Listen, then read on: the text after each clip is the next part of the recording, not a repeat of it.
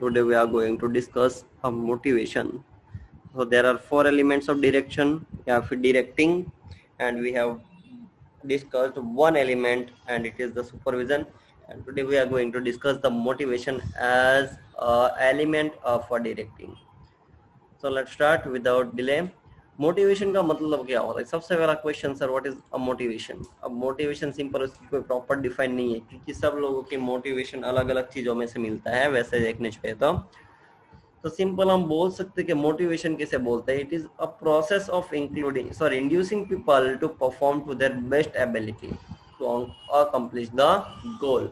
Okay, वो एक type की प्रोसेस है जिसमें पीपल को इंड्यूसिंग किया जाता है। इंड्यूसिंग यानी क्या? सिंपल एनकरेज किया जाता है, लोगों को एनकरेज करने की एक प्रोसेस। और लोगों को क्यों एनकरेज किया जाता है? किस चीज के लिए एनकरेज किया जाता है? To perform to their best ability to accomplish the goal. लोगों को ऐसा एनकरेज करते हैं कि वो लोग अपनी बेस्ट एबिलिटी से काम करें, ताकि वो लोग अपना जो गोल है ऑर्गेनाइजेशन का वो अचीव हो पाए।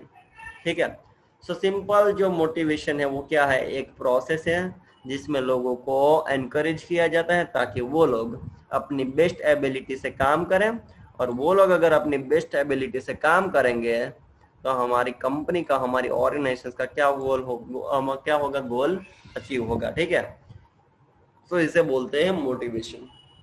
क्या याद रखना है आपको कि मोटिवेशन एक प्रोसेस है जिसमें लोगों को एनकरेज किया जाता है फॉर व्हाट?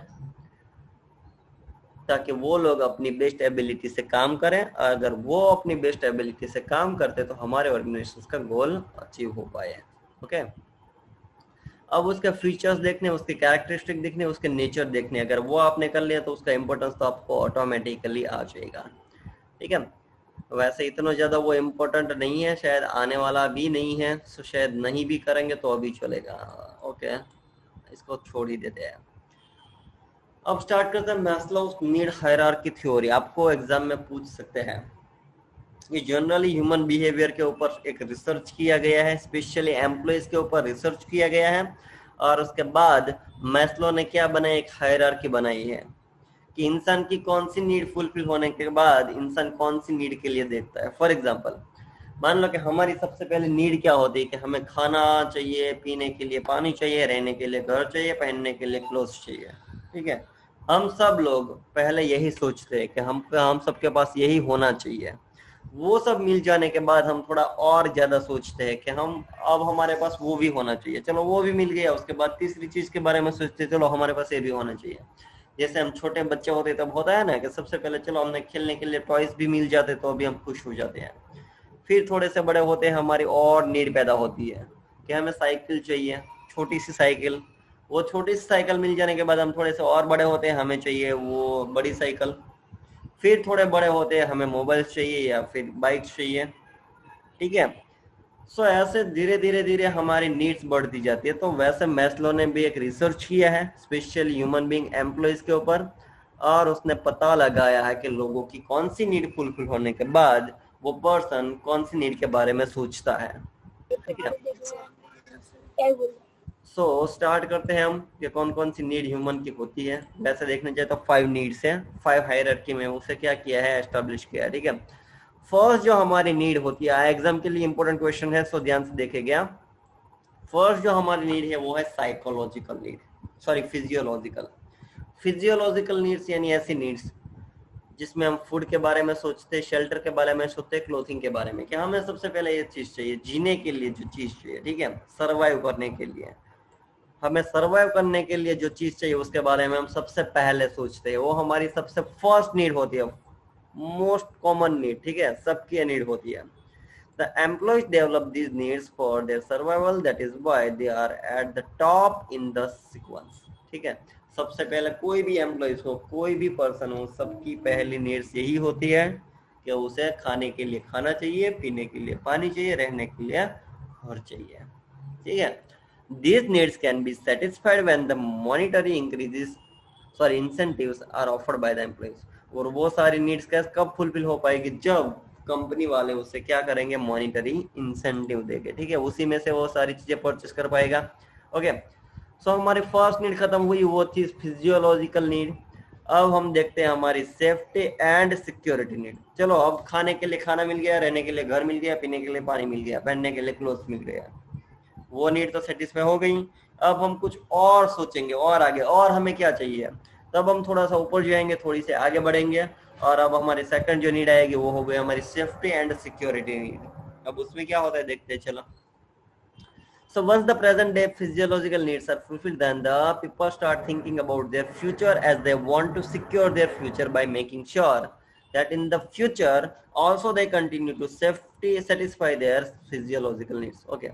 अब हमारी फिजियोलॉजिकल नीड सेटिस्फाई होने के बाद हम सोचते हैं कि चलो मान लो आज तो हमारी ये सारी नीड फुलफिल हो रही है, रहने के लिए घर मिल रहा है, पीने के लिए पानी मिल रहा है, पहनने के लिए क्लोथ्स मिल रहे हैं, लेकिन व्हाट अबाउट फ्यूचर? मान लो फ्यूचर में मेरा एक्सीडेंट हो गया या फिर मुझे कुछ हो गया, तो मेरी और मेरी फैमिली का क्या होगा? उन सबको पहनने के लिए क्लोथ्स या फिर रहने के लिए घर, या फिर सिंपल बोल सकते हैं बेसिक रिक्वायरमेंट, उन लोगों को कैसे फुलफिल होगी? वो सोचते हुए हम क्या सोचेंगे, सिक्योरिटी के बारे में सोचेंगे, फ्यूचर सेफ्टी, फ्यूचर सिक्योरिटी के बारे में। और इसीलिए हम क्या लेते हैं, इंश्योरेंस लेते हैं, ठीक है। तो सिंपल वो हो गई हमारी सेफ्टी एंड सिक्योरिटी। अब देखो टू टाइप्स की हम सिक्योरिटी के बारे में सोचते हैं, एक तो physical security and second economic security. अब फिजिकल सिक्योरिटी में हम क्या सोचेंगे, which means safety from illness, accidents, fire etcetera. मान लो कि फ्यूचर में मुझे कोई बीमारी हो गई, मेरा एक्सीडेंट हो गया, या फ्यूचर में कोई फायर हो गई, ठीक है, तो मैं क्या करूंगा, एक ही minute. Okay, so safety and security needs में टू टाइप्स की नीड्स है। फिजिकल सिक्योरिटी के बारे में सोच लिया, चलो कि मुझे इलनेस हो गई, मैं बीमार हो गया, मेरा एक्सीडेंट हो गया, या फिर मान लो कि कुछ भी ऐसी हो गई, मेरी फिजिकल हेल्थ खराब हो गई, तो मेरी फैमिली का क्या होगा? ऐसा सोचकर मैं फिजिकल सिक्योरिटी के बारे में सोचूंगा, और इसके लिए मैं क्या लूंगा, लाइफ इंश्योरेंस या फिर जो भी होगा हेल्थ इंश्योरेंस। ओके। और इकोनॉमिक सिक्योरिटी मीन्स क्या, कि having a sufficient funds to meet the future physiological needs and to come out of physical security threat। अब मान लो कि फ्यूचर, अभी तो मेरी इनकम आ रही है, फ्यूचर में कोई गारंटी नहीं कि मेरी इनकम आएगी या नहीं आएगी, तो क्या करूंगा? तो इसके लिए भी मैं सोचूंगा चलो मैं क्या करता हूँ, फिक्स डिपॉजिट रख देता हूँ बैंक में, या फिर ऐसे टर्म प्लान्स ले लेता हूँ कि कुछ सालों के बाद वो पैसे मुझे वापस मिलने लगे, मंथली मिले या फिर ईयरली मिले, ठीक है। सो इसके लिए मैं क्या ले लूंगा, इकोनॉमिक सिक्योरिटी, यानी कि फिक्स डिपॉजिट, या फिर मैं टर्म प्लान्स ले लूंगा, ताकि फ्यूचर में अगर मेरी इनकम बंद भी हो जाए मेरी जॉब में से, तो वहां से मेरी इनकम चालू रहे, ताकि मैं अपनी फिजियोलॉजिकल जो नीड्स है वो मैं अपनी सेटिस्फाई कर पाऊँ, ठीक है। तो चलो सबसे पहले हमने फिजियोलॉजिकल नीड्स के बारे में सोचा कि मैं खाने के लिए क्या करूंगा, पीने के लिए, रहने के लिए, कपड़े के लिए क्या करूंगा। चलो वो नीड्स हमारी सेटिस्फाई हो गई, क्योंकि कंपनी वालों ने हमें इंसेंटिव दिया। उसके बाद मैंने क्या सोचा, चलो अब मुझे फ्यूचर के लिए सेफ्टी और सिक्योरिटी के बारे में सोचना है, तो उसके लिए मैंने फिजिकल सिक्योरिटी के लिए इंश्योरेंस ले लिया, या फिर हेल्थ इंश्योरेंस या फिर लाइफ इंश्योरेंस। और इकोनॉमिक सिक्योरिटी के लिए मैंने क्या कर लिया, टर्म डिपॉजिट या फिर फिक्स डिपॉजिट या फिर टर्म्स प्लान ले लिया, ताकि फ्यूचर में भी अगर मेरी जॉब में से भी इनकम कम हो जाती है या फिर बंद हो जाती है, तो मुझे जो फिक्स्ड मेरा अर्निंग का सोर्स है वहां से मुझे इनकम कंटिन्यू रहे, ठीक है। थर्ड जो मेरी नीड आती है हायरार्की में, first is physiological, second is safety and security, third is social needs, affiliation और बिलोंगिंग नीड। अब मुझे भी ऐसा लगना चाहिए, चलो सोसाइटी में मुझे कोई मान से बुलाए, मान सम्मान से बुलाए, सोसाइटी में मेरा भी कुछ नाम होना चाहिए, मेरी भी कुछ वैल्यू होनी चाहिए, ठीक है। वो सभी लोग सोचते हैं कि मैं जहां से निकलूं वहां से लोग मुझे सैल्यूट करें, या फिर लोग मुझे पहचाने, लोग मुझे नाम से पहचाने, लोग मुझे बुलाए सामने से, ठीक है। ऐसे हमारे एक मेंटली एक सोशल नीड्स होती है। तो अब मैं उसके बारे में सोचूंगा कि चलो मेरा भी सोसाइटी में थोड़ा सा स्टेटस होना चाहिए, ठीक है।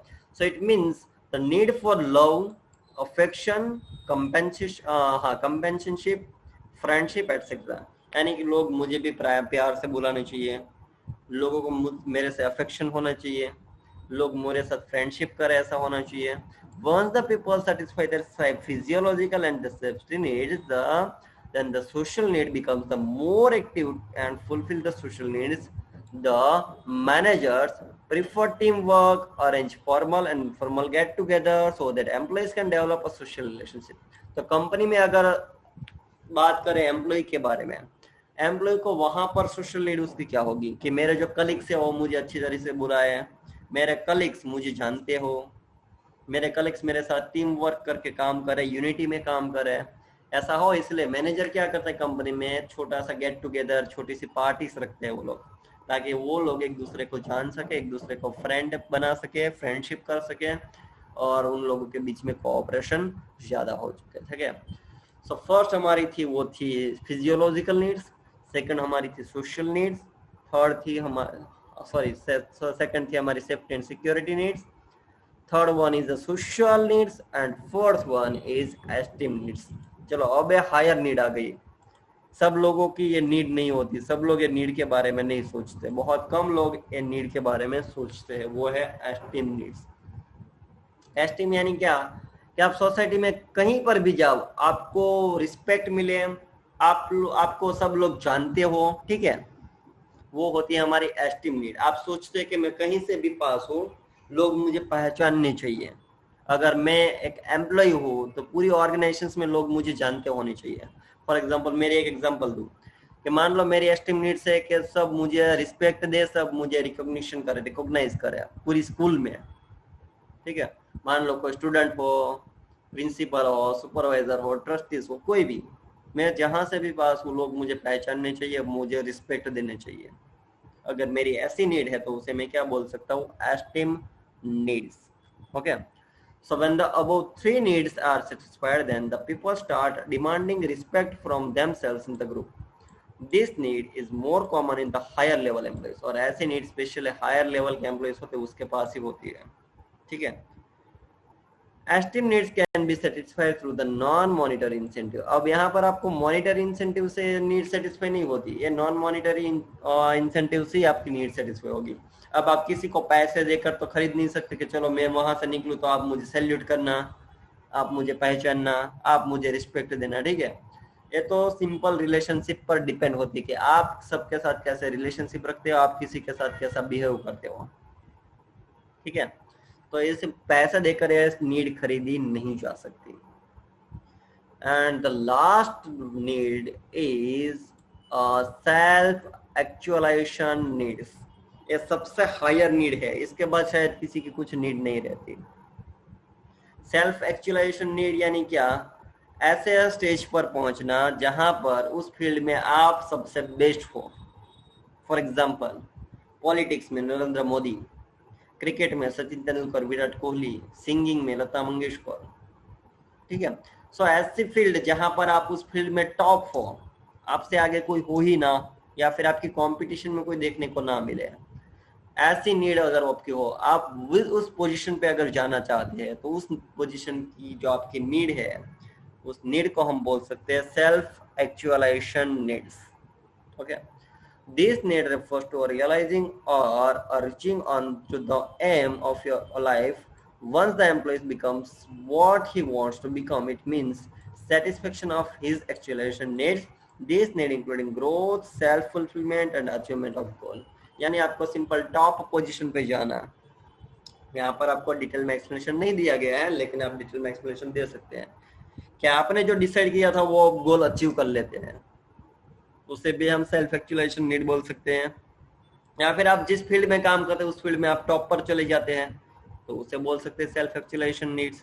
या फिर आपने जो ग्रोथ डिसाइड किया था उसका ग्रोथ, आपका इतना ग्रोथ हो जाता है तो उसे भी हम बोल सकते हैं self actualization growth. In short, आपने जहां पर डिसाइड किया था वहां पर आप पहुंच जाते हैं, आप गोल अचीव कर लेते हैं तो उससे हम बोल सकते हैं सेल्फ एक्चुअलाइजेशन नीड्स।